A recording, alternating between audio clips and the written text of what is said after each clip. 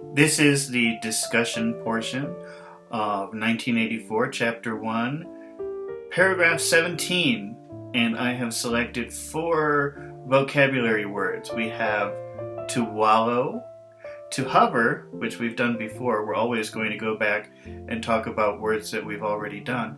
To burrow, and to kick up a fuss. Let's start with to wallow.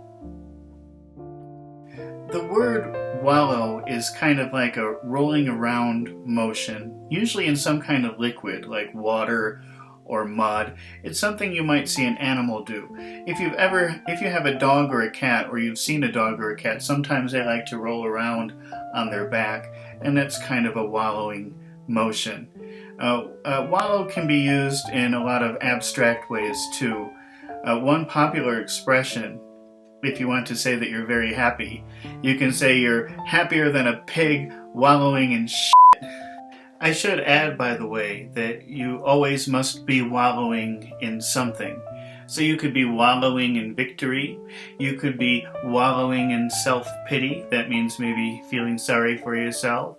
Or you could be, if you're an animal, you could be wallowing in mud or water, but you're always wallowing in something, whether it's literal or abstract.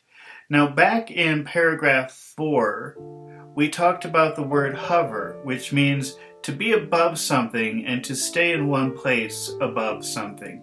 Usually floating in the air above something, floating in the water above something, or now with computers, we use the word hover to mean having the little arrow above something. You know, when you hover the cursor above a link, it usually turns a different color.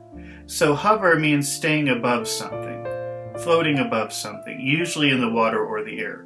But in computer speak, it could mean the little cursor staying above a link or a picture or something like that. Many animals live underground, and the way that they make their home is they burrow. They dig a hole and they make a little nice comfortable home underground. That's what burrow means. It means to dig a hole, to make a home. And I think in another paragraph we talked about the breast area, which is this area of a person. No, not just a person. You can have a chicken breast. But in paragraph 17, it says there's a little boy screaming with fright and hiding his head between her breasts as if he was trying to burrow right into her. So, you know, a lot of times if you're holding a child and they're afraid, they may dig their face into this area here, and this is how they're using burrow. So he burrowed his head into her breast area because he was afraid. Finally, we have the phrase to kick up a fuss. And the word fuss means to be very concerned about something or show a lot of concern for something, or to be very worried about something and show it. And to kick up a fuss means to make a lot of noise, to loudly protest something. And so the people in the movie, they were watching a movie. Winston is writing about people watching a movie, and one of the proles protests. She stands up and says, "This is not right," because people are enjoying the suffering of other people in the movie. And so she very loudly protests and says, "Stop laughing at this. This isn't funny." She's kicking up a fuss. Well, that concludes paragraph 17 of chapter 1, and Winston has finally started writing in his diary, in his notebook, and he's writing about an experience of watching a movie, and the contents of the movie are very disturbing for him.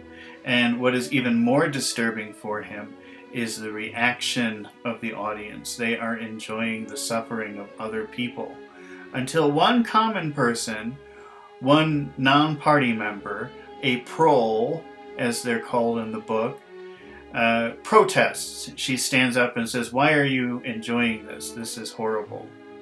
And that is where paragraph 17 ends. Now this is a good time to go back and listen to some of the other paragraphs and listen to this paragraph again. And try to listen to all those vocabulary words that we have been learning.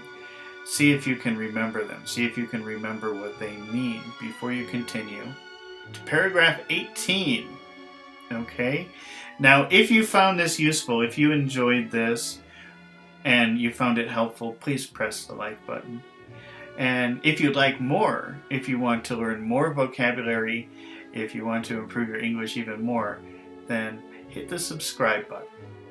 And I will see you again in paragraph 18 of chapter 1 of 1984 by George Orwell.